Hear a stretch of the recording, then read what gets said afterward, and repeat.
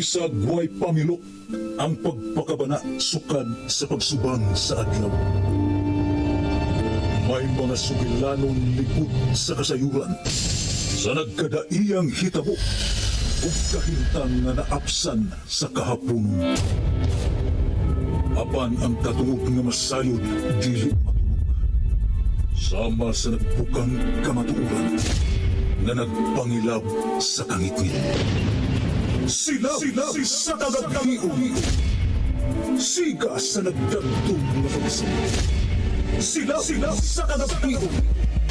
Init sa kadasig sa mapuslanong panginlabot sa katiling. Silab sa Kagabhion. Huwag karon. Aniha ang bagong tingog sa Central Visayas. Chris Rowa Wikiron.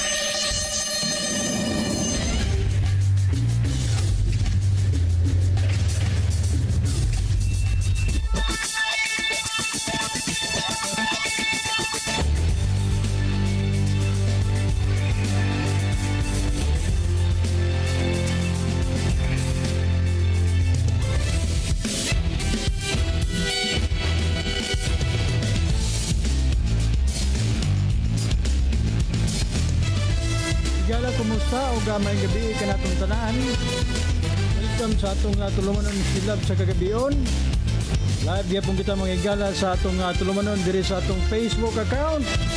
Buok kalibutan mga igala.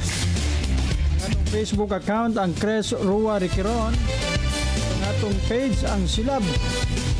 Atong YouTube channel mao ang Silab TV.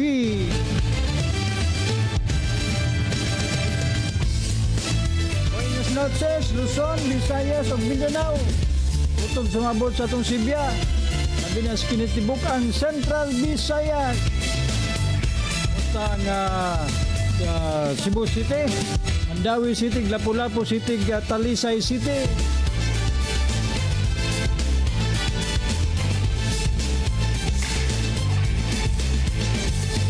Kumusta man ha?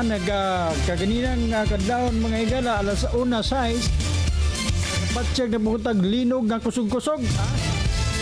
Ating ato diri sa ato Cebu may kusog mga igala. Mao di gihapon no. Ang didto sa Bugo ang epicenter nini.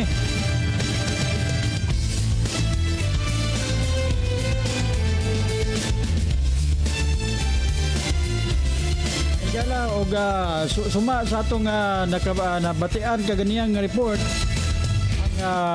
Negros o ang Cebu ang dito sa Bugo yay dako kayong gamay ra kayo itong liki no at bang sa eskwela niya pag linog kaganina pag usob og linog na hunlak diyan ay crack dako kayo ang crack mga igala nga atong nakita.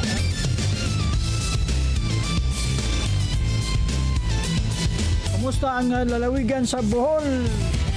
Size ka mga 40 city ka mga lungsod ug usa ka dakbayan. Tatagbilar nga sila ray ni Asenso. Asenso Bamor. Asenso sila.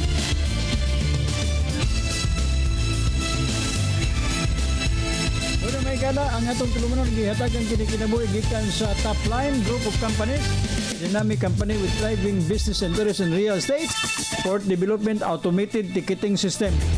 Kayong line of business ng mga higala ang Top Line Sibas mga padayong kining nabiyaan ikan sa Pier 88 das lungsod sa Liloan paingon dito sa Mactan Island, Lapu-Lapu City, vice versa.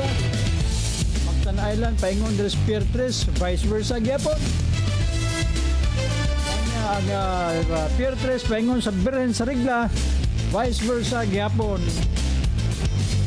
Iwas traffic kay di na mada ang traffic sa lalawigan o dakbayan sa Sugbo o Mandawi. O sasakay na mo sa Top Line Sibas. Amugaway ang inyong pagbiyahe gumikan kay aircon ang ilang mga Sibas mga igala.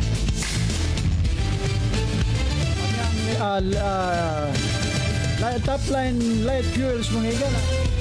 Ana silang 11 ka mga buhatan gasoline station sa tibuok probinsya sa Sugbo. Lalawigan sa o dakbayan sa Mandawig, dakbayan sa Sugbo. Atubil mo diya sa Top Line Light Fuels ay dagang pakulo Yan kayo sila deskwento mga higala. Tapline Light Fuels. Ang Kasi Verde. Ang Kasi Verde na may mutang sa puro kuno tawala lungsod sa Panglao, Bohol. Tanyag sa langyaw o lokal nga mga turista. Gustong mo tanaw mo abiba ato nga pinanggang lalawigan sa Bohol, ato nga matahong nga Bohol. Kaya lamang kamo pag-abot sa Kasi Verde. Car rental mo sila og boat rental.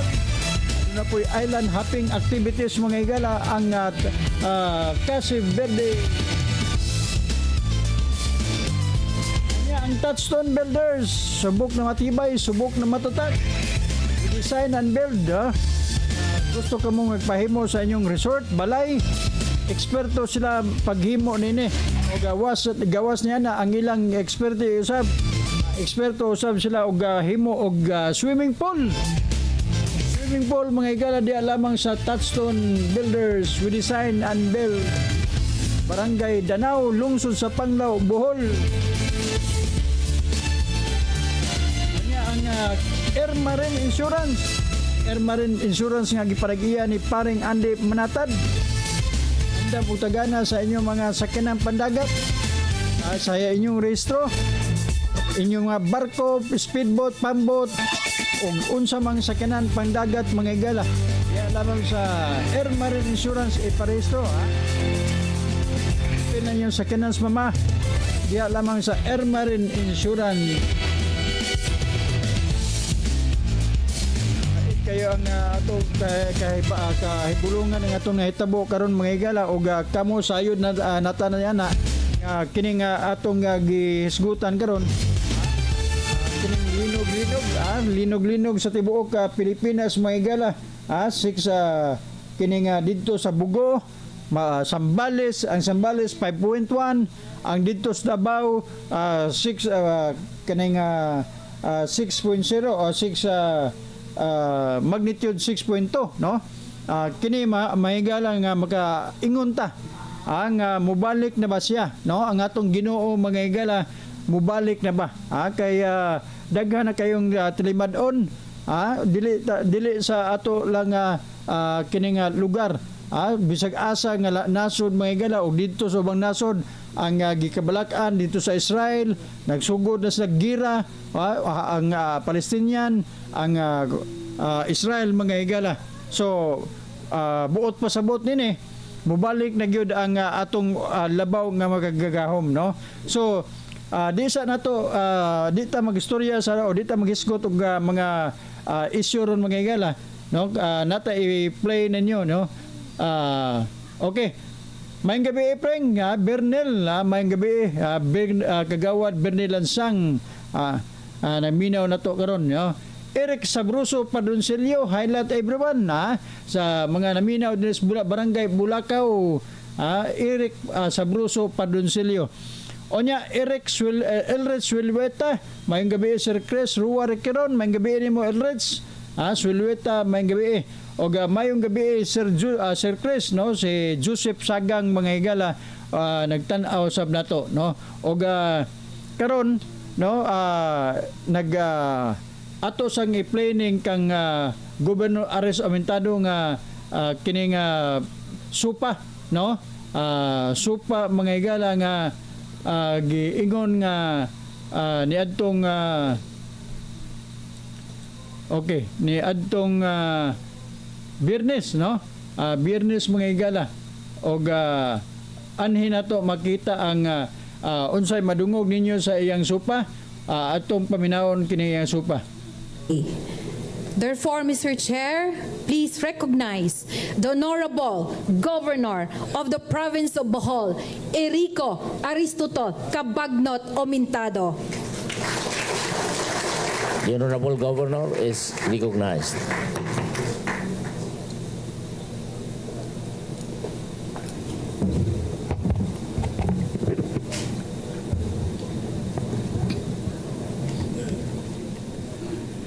Eliminating corruption through genuine service. Our sustained commitment to the Boholanos. The late Pope Francis once said, "Corruption is paid for by the poor." Corruption has an adverse impact on the poor because it increases cost and reduces access to service, including health, education, and justice.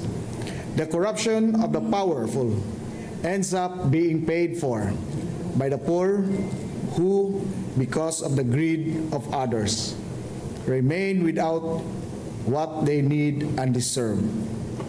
But there is a way to address this. Pope Francis added, "The only way out of corruption, the only way to overcome corruption is through service, because corruption comes from pride and arrogance, while service humbles you. It is humble charity to help others." Ladies and gentlemen, my beloved Boholanos, Pope Francis said those words many years ago, but today they ring even more true. I started my first term in 2022 with a strong focus on anti-corruption reforms, transparency, and integrity. We are very much aware of our accountability as public officials. We assure the Boholano people that there are no ghost projects funded by the provincial government of Bohol. This 2025 SOPA will give you clear proof of our accomplishments. My partners in governance, the Honorable Vice Governor Nicanor Besas, and honorable members of the august body of the Sangguniang Panlalawigan, our honorable congressional representatives, 1st District Congressman John Gisnel Babayap, 2nd District Congresswoman Maria Vanessa Cadorna Omintado, and 3rd District Congresswoman Christine Alexe Besas Totor. Our Management Executive Board, led by PA Aster Caberte, the department heads, officials, and colleagues within the provincial government of Bohol, our honorable mayors and local government officials, led by LMP Bohol President Mayor Conchita Toribio de los Reyes, and Tagbilaran City Mayor Jane Sinsoria Kahis Yap. National government agencies, civil society organizations, and people's organizations, our partners from the private sector and sectoral representatives, stakeholders from the academe and religious sectors, our valued friends from the media, to my Mamagrini Omintado, and everyone who holds a stake in Bohol's development, distinguished guests, ladies and gentlemen, and especially our beloved Boholanos, good morning. Di matabang. The State of the Province Address is our term-based report to the Boholano people. With all my heart, I thank the Boholano people for their renewed trust in me and our elected provincial government officials. Your trust is not taken for granted. Having completed one term, I present you today our term-based report. Running the executive department is not easy. I owe it to you, Vice Governor Nick, and the honorable members of the SP for your vital support through your legislative action. I would also like to recognize two former vice governors, board member Tita Baha and the late Vice Governor Dionisio Victor Balite. I would also like to acknowledge Provincial Administrator Aster Caberte, assisted by Chief of Staff Attorney Filipina Piolio, together with the MEB and the workforce of the provincial government. A big hand to all of them, please.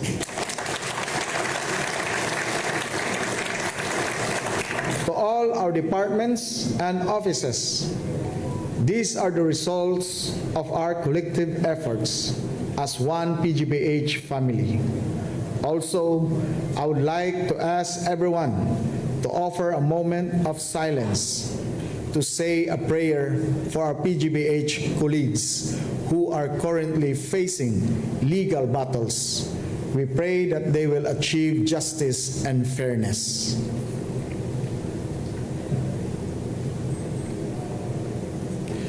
In solidarity with our neighbors in Cebu, we extend our prayers and condolences to them. We have sent a 16-member medical team with search and rescue capabilities to provide help following the 6.9 magnitude earthquake that struck northern Cebu last week. We also extended to them 5 million pesos in financial aid. Our strategic governance roadmap. Every year, every SOPA, from the very start, we pursued a clear direction through our strategic governance roadmap. Last July, as we started our second term, we updated this roadmap. At the end of this speech, I will present to you our new and updated roadmap from 2025 to 2028. But for this term-based SOPA, allow me to highlight our major accomplishments according to our current strategic change agenda. A positive outlook for Bohol's economy. The Philippine Statistics Authority has just released the provincial product accounts for Bohol. I am happy to assure you, my dear Boholanos, that our economy continues to grow at a fast pace, the fastest in the region in 2024. Our GDP grew by 8.82%, now at 198 billion. This is not only our highest growth rate since the start of PPAs, it is the highest in the region, which covers Cebu Province and the urbanized cities of Cebu City, Lapu-Lapu, and Mandawi. Among all of them, Bohol has the best performing economy in Region 7. Not only that, among the 82 provinces and 33 highly urbanized cities in the Philippines, Bohol is the 6th fastest growing economy in the country. Our three major industries: 1. Industry, 2. Agriculture and fisheries, and 3. Services continue to grow at very high rates. Services account for the largest share of our GDP at 73.4%. Our GDP per capita grew by 7.6%, valued at 140,363 per person per year. On the other hand, our inflation continues to stay low, with our lowest this year at only 1.3%. As reported last year, the latest PSA survey shows that poverty incidence is down to its lowest ever level at 14.8%. Our impressive economic growth, together with our lowest ever poverty level, means that our economic policies and strategies, our programs and projects are working for our people. We make sure that our funds coming from your taxes are being put to good use.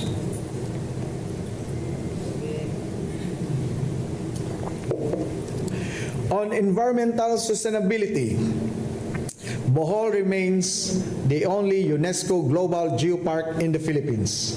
Because this is very important, we are managing all geopark initiative through Geopark Council under my office. This unit links with our Bohol Regenerative Island and Protect Tanahon projects. We have integrated this into our tourism through geopark centers in strategic location. We signed a sisterhood agreement with a UNESCO Global UNESCO Geopark in Indonesia, and we commit to maintain this status through regular monitoring and protection and interventions. Because this is a term-based report, I am presenting only the highlights of our accomplishments under environment and disaster resilience. The most important one are as follows. Unified Command Center for Disasters with substation in Kandihay and in Abanga and soon in Panglao. 30% increase in emergency responses, upgrading of disaster equipment, vehicles, and weather station. Gawad Kalasag Seal of Excellence for 3 years in a row. Completion of 5 disaster contingency plans.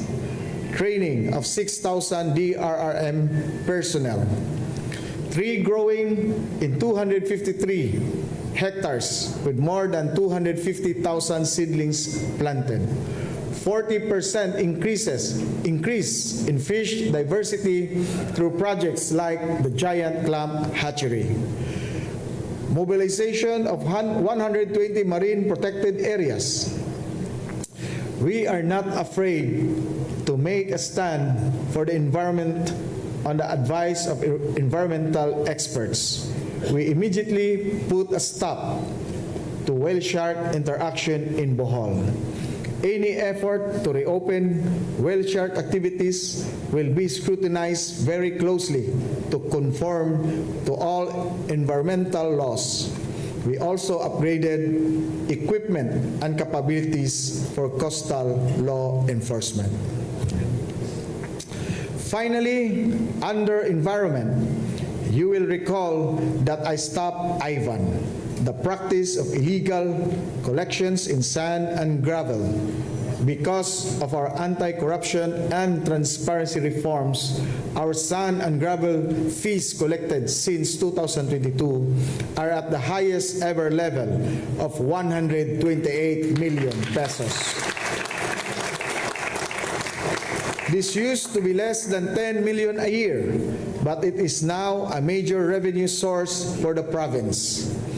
Host barangays and municipalities are now enjoying the benefits of these increased revenues with 42.7 million in shares given to the barangays and 32 million to the municipalities. Transparency also means that we are now very strict with rehabilitation of mined-out areas to restore the environment.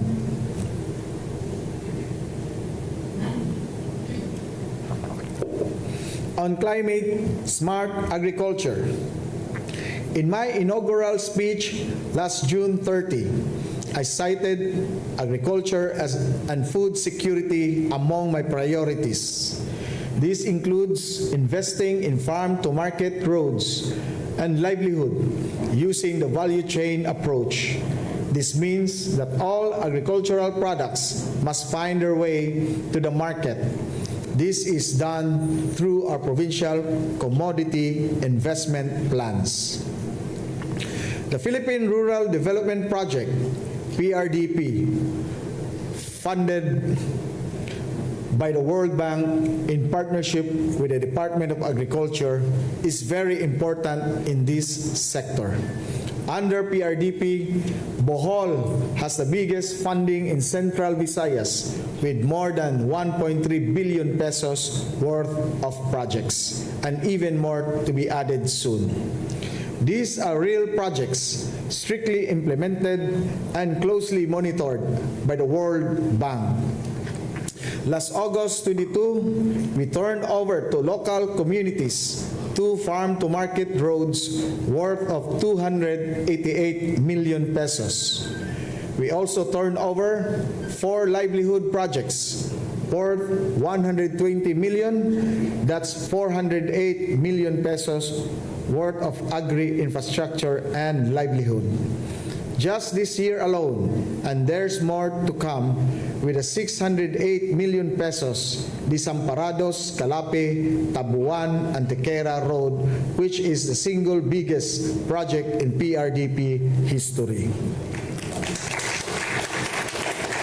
There are more proposed and ongoing projects under PRDP Scale-Up, including a major processing hub, which will benefit Boholano farmers directly. Please view these pictures and videos which showcase the scale and impact of our major infra and livelihood projects under PRDP. Ako nagpasalamat sa PRDP na natuman ra jud ang among pangandoy na makakarsa dami. In behalf of sa mga estudyante, dako jud na akong pasalamat, daghan gyud yung salamat PRDP. Kini dakong tabang una sa among mag-uuma o sa among mga constituente nga moagi sa matag adlaw nga nindot na ilang agianan. Tungod niini nahimong accessible ang among barangay og ingon man ang mga teachers nga moari diri na kada adlaw silang mobiyahe na okay ang ilahang pag-ari kay nindot na ang among kalsada diri ug ang mga bata usab dili na gyud sila magpirming absent kay na ang kalsada. Kini nga project dako kayong tabang sa amuang tourism nga mao ang Pangas Falls. Ang mga turista na daghan na o nagkaubay-ubay ang mga turista nga ningari tungod kay okay na kayo ang kalsada. And with this, thank you so much. Kining maong processing facility nabukna kini tungod sa dakong tabang sa atong government pinagi sa Department of Agriculture sa PRDP. Kining maong pasilidad dako kayo nagikatabang sa atong mga membro labi na sa atong mga farmer members nga nagpikad sa balanghoy. Aduna na sila kadasig nga mutanom pa sa continuous alang sa pag-cultivate sa ilang yuta tungod kay aduna na may sure market which is ang ato ang facility, ang atong processing facility. Akong usbon ang akong dakong pagpasalamat sa ato ang DA PRDP ulabi na sa ato ang province of Bohol o sa ato ang LGU Carmen para sa ilahang proyekto nga gihatag sa ato ang kooperatiba.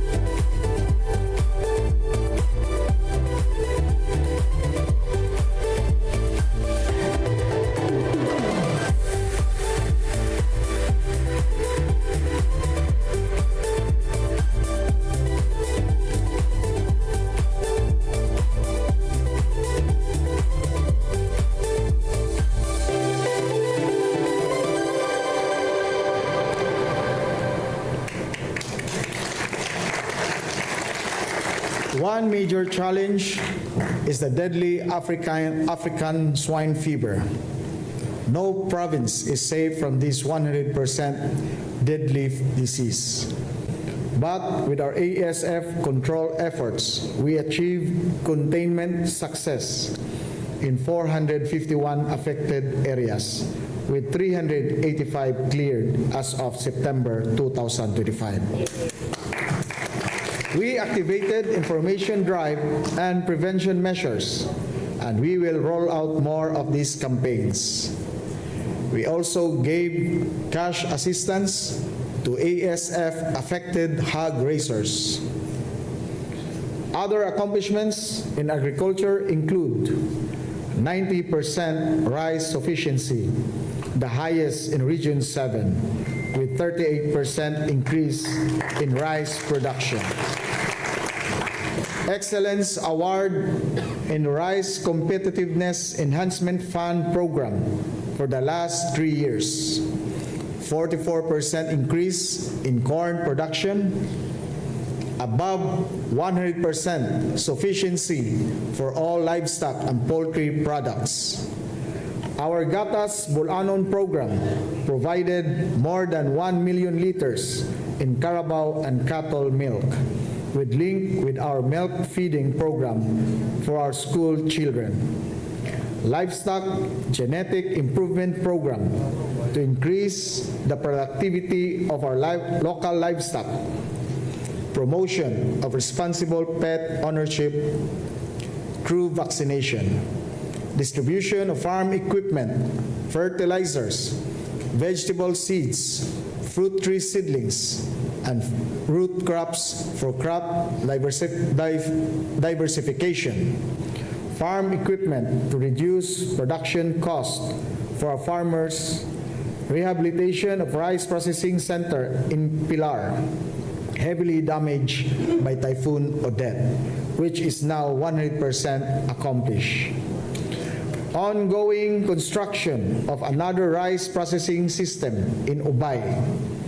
Our provincial soils and water lab, which was recently inaugurated.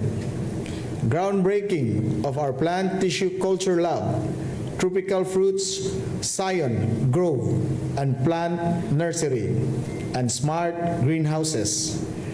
Creation of Cooperative Development Council in all 48 LGUs. 29.9 million livelihood grants given to 96 community groups. Palay Baybak and Bugas Bulanon program with total sales of 5.62 million. Tabo sa Bohol, Kadiwa sa Kapitolyo, Bohol Organic Festival, Ubi Festival, and Sandugo Agri-Fair. These events earned a total of 57 million sales. Take note, these are sales earned by our Boholano farmers, contributing to our goal of poverty reduction. Our fisheries sector faces many challenges, especially high fish prices. Thus, we are boosting the sector through polyculture, fish cages, and hatchery expansion. We also aim to shift consumption towards inland fish. We just recently held the stocking of 5,200 tilapias fingerlings in our Buatek facility in Ubay.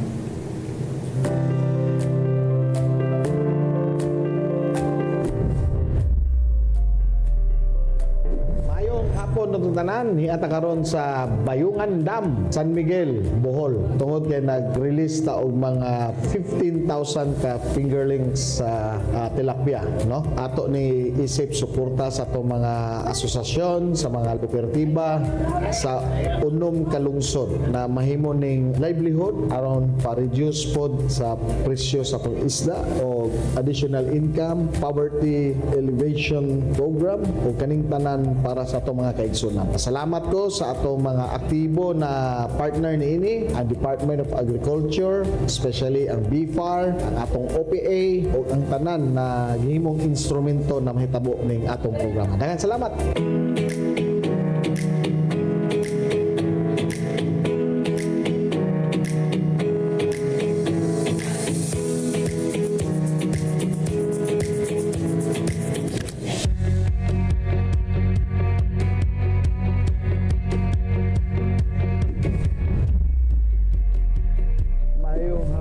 Tanan ni ata karon sa Buatik, no? Province owned property tungod kay nananomi og nangka, kasaba ug uban pa. And ga-release po ta karong adlaw og upat ka klaseng freshwater fingerlings na tilapia, African hito, karpa o red tilapia. And atong hatag ni sa atong mga kaigsoonang bulanon na nay plano magbuhi pod or mag-atiman ano may isla arong panghatag for livelihood nila. Atong paktakan at taga OPA na ilahaning gipaningkamutan ang maong programa na to. Gikan day kuno ni sa Bilar Hatchery, no? So nanatay atong kaugalingon na hatchery na magamit na o pwede na nato ipanghatag sa atong mga konstituente na gusto magbuhi o ingon ani na klaseng isda. Okay, buhian na nato.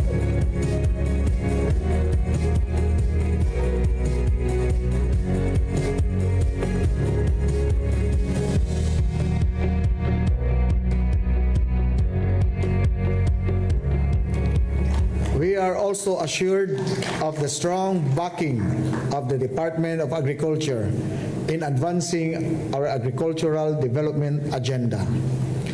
His Excellency President Bongbong Marcos led the inauguration of the Kalunasan SRIP Dam, joined by NIA Administrator Eduardo Gilen.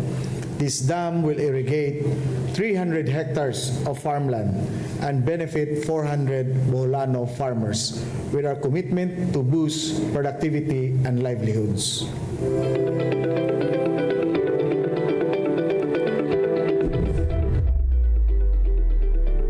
Ayun butang ng tanan, niya karon sa Kalunasan, Kalaki Bohol, tungod kay mag-turnover sa maong bakong irrigation, no? Na maka-benefit sa 300 hectares na farmland na irrigated and 400 beneficiaries ang makapahimulos, meaning maong project ikan sa National Irrigation Station. Tapos namin 100% sa para sa mag-uuma. So dako to kayo tabang ning niya kay ang mga farmers karon og magkatanom murag dako na porsyento dito nga makaani sila kay naman koy ikasuporta nga tubig. So salamat ta sa atong kuan nga labi sa atong gobernador, no, kay suporta pud mi ani sa atong presidente, no, kay gyari dito karon adlaw. Lahat ng sambayanang Pilipino ay magkaroon ng masagana, masustansya at murang pagkain. Ito po ang aming binibigyan talaga ng pansin para maparami natin ang irrigated lands dito sa buong Pilipinas. Alam naman po natin na basta't ang pinag-uusapan ay ang agrikultura, lalo na ang palay at bigas, ay ang pinakamahalaga ang patubig. Swerte ang Bohol tungod kay daghan na kay tag mga irrigation dams na himo, magdagko, magnagmay, which ang mga farmers would mo naka-benefit aning mga. So again, congratulations Bohol, congratulations Karapi, and of course, thank you Mr. President Ferdinand Marcos Jr. The 20 Bugas meron na PBBM program is off to a strong start, providing affordable rice to Boholanos. And I'm proud to share that this Bainting Bigas is well-milled, locally produced Boholano rice. BBM led the launch in Bin Unido, joined by DA Secretary Francisco Chiu Laurel. This milestone reflects our commitment to sustainable agriculture and food security.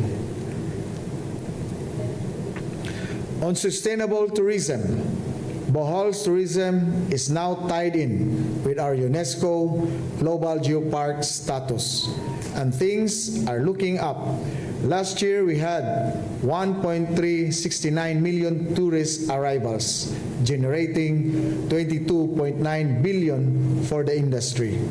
Despite the effort to paint a bad picture of Bohol's tourism, our tourism stakeholders still met a huge demand for their services.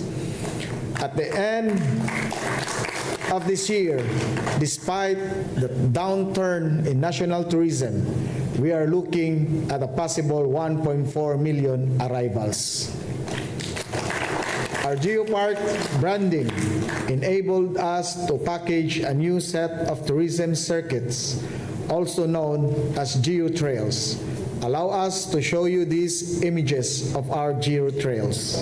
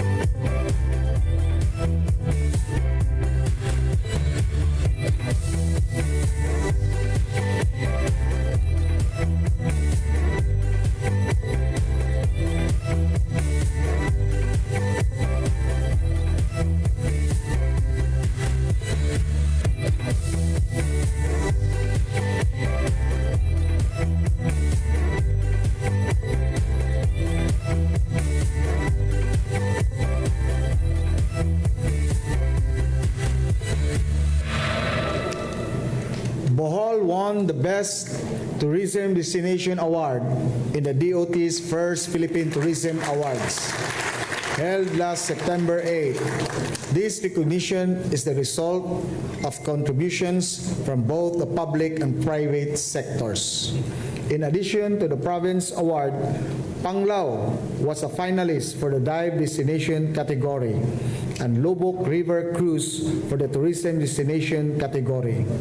Other major accomplishments include Bohol's selection by Lichu Property Consultants as the #1 destination for hotel investment, Bohol being ranked as the top domestic destination by Aguda, Panglao becoming the 8th top trending destination in the world, according to Skyscanner. 57% increase in seaport traffic and 85% increase in passenger at the Panglao Airport. 76% increase in incoming flights, which ties in with the turnover of the management of Panglao Airport to Aboitiz Infra Capital.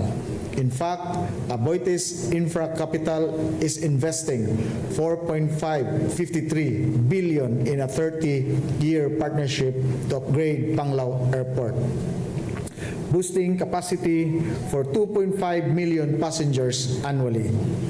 This signals strong positive economic growth by enhancing tourism and connectivity. Cocalyong is also investing 270 million in launching MV Filipinas Bohol, operating the Bohol-Cebu route. This also reflects economic optimism, 33% increase in tourism accommodations. The enchanted Ilihan volcanic plug in Tubigon took first place, Visayas region, in the DOT Tourism Champions Challenge. Our successful participation in national and international tourism fairs such as ITB Berlin, Sandugo Tourism Expo, Philippine Travel Mart, and travel sales fairs, which enable our tourism industry stakeholders to sell 149 million in bookings and related transactions. Bohol Japan Business and Tourism Mission last September 25-30 to discuss tourism investment opportunities in Bohol as an ideal location for premium resorts, facilities, retirement, and wellness centers for the Japanese market. Sports tourism events such as 5150 Triathlon and Spartan Race Philippines. International conferences, meetings, and cruise ships arrival. A 3-month-long celebration of Sandugo from June to August, featuring major events in multiple towns throughout the province. Sandugo is more than just a festival. We have made it a bigger and wider event that promoted thousands of Boholano local artists, performers, and designers. Karong higayuna atong formal na pagsugdan ang pinakadako na kasaulugan sa tibuok probinsya sa Bohol.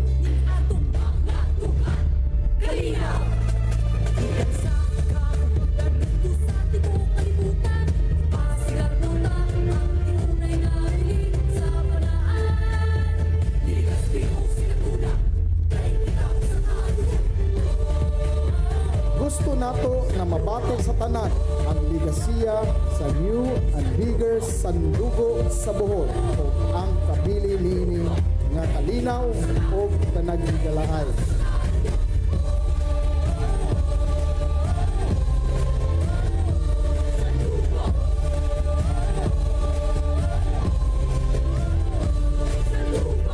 Kanatong tanan, may we all enjoy the celebration of the Sandugo sa Bohol this year. May it inspire us to move forward with pride, optimism, and great anticipation. The Sandugo sa Bohol is us. Sa makausap pa, happy Sandugo kanatong tanan. Daghang salamat o sa kanunay, Abante Bohol.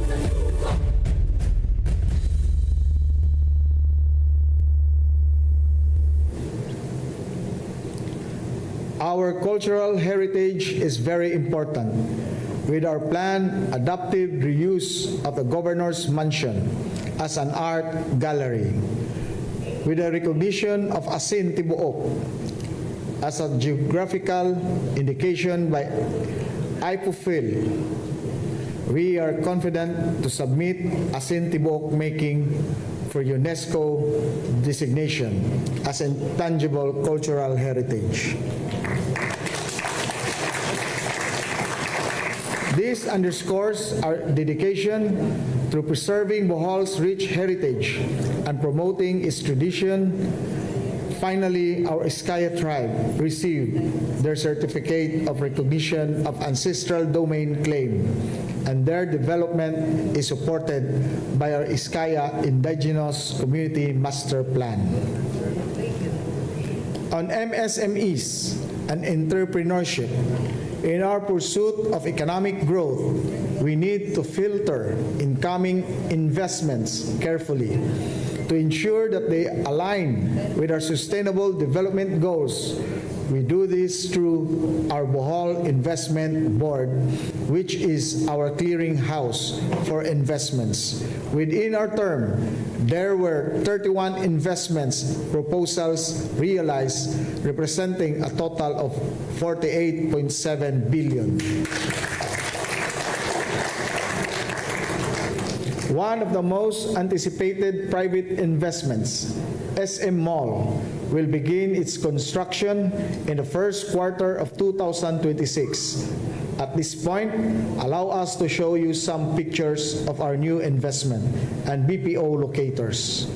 Ayong buntag kanatong tanan ni atas sa Old Airport sa Dakbayan sa Tagbilaran. So dako kayo ni impact para sa tong lalawigan sa Bohol, and ang among mga panaad amo yung gituman tungod kay obligasyon na mo na kung natay ibungat para sa mga katawhan kinahanglanon ato yung buhaton. So congratulations sa atong lalawigan sa Bohol, of course atong partner ang Dakbayan sa Tagbilaran na misuporta pod sa niining programaha, and sa atong first locator, meaning atong Bohol Business Park, mao ang sa Agility. So dako ning ikahatag na job opportunity sa atong mga kaigsuonang Bulanon, and more or less maabot ng 10,000 ka trabaho opportunity para sa atong mga kaigsuonan. So again, Abante Bohol, and we're looking forward na napay daghang caters na mosulod dinhi uban sa atong joint venture na ang CAAP o ang provincial government. So congratulations everyone.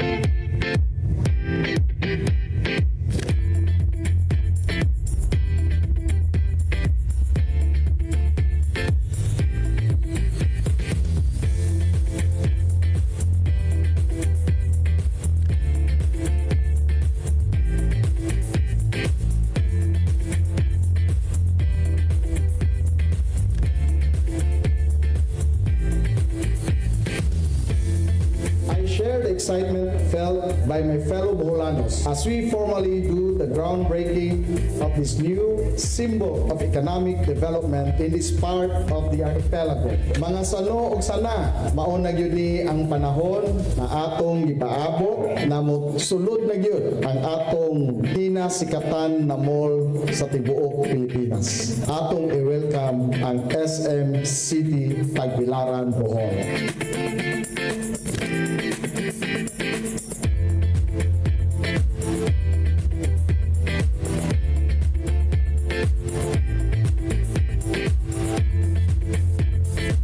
October, November. This quarter starts the compliance with all the permits. All right. That's number one is the environmental compliance certificate. And siyempre, pag-apply with the local government, yung sa OBO, Office of the Building Official, and other. Once matapos namin yun, that's the start of construction. And that we targeted first quarter of 2026. May buntag kanatong tanan anieta karon mismo sa lungsod sa Ubay tungod kay nag-opening na sa Pure Gold, and I hope na usani ka butang na makatabang sa ekonomiya nato, dugang na kalambuan, and of course makahatag og trabaho sa tumang kaigsunang Bulanon. So daghang salamat and congratulations, Bol.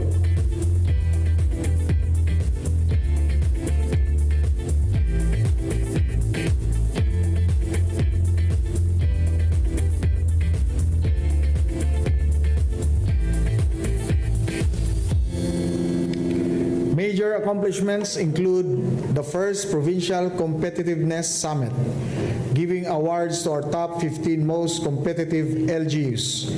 The Philippine Chamber of Commerce and Industry named Bohol as one of the finalists for the 2025 Most Business-Friendly LGU Award. Our Bohol Business One-Stop Shop continues to serve our local investors with more than 41,000 total business name registrations and a client satisfaction rating of 98%. Our continuing Abante Negosyo Caravans, which have assisted more than 6,200 clients, product development program for livelihood groups, tapping the expertise of world-class designers from the Holistic Coalition of Wheeling, Holy Cow, which earned 30.8 million sales in Manila Fame 2024. Kadiwa ng Pangulo, which earned 15.2 million for local producers. Bantawan at the Old Tagbilaran Airport, which earned total sales of 133.7 million for our local enterprises.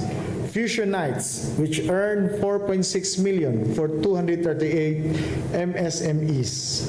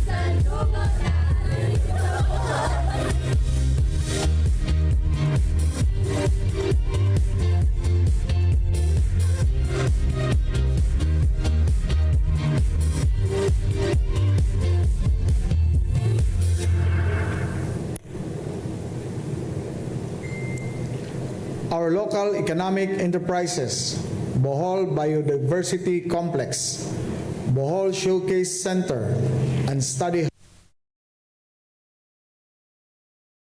Si Governor Ares Amintado inyong nabate nga daghan day kaayuhan nga nahimo diya sa Bohol, ha, di kay puro na ning istorya pero daghan gyud nahimo dahil sa ato si Gobernador Aris Amentado, no? So pabuta sa uban panggisgutan og katong mag-abli ng SM ug anaan ng uban pure gold ug naa na diya sa lalawigan sa Bohol, no? Unya may gabi ni Chief Grigor Crinyal. May gabi bro Chris Ruwa ni karon, may gabi bro, no? Grigor Crinyal, Modesto Tagsip, may gabi idol Chris. I'm watching Barangay Tanawan Tubigon. Shout out ko sa kauban akong mga barangay official idol gikan ni Modesto Tagsip. Unya lahi sa mga nangaging gobernador niadto. Lahi gina Rinze, no? Ligi pareha. Mura jud. Okay. So mahigala wala man tay oras at ato nang tapuson kini og kini Silab Sa Kagabhion hangtod ugma sa samang oras dili gihapon sa atong tulumanon. Silab Sa Kagabhion. Daghang salamat ug mayong gabi.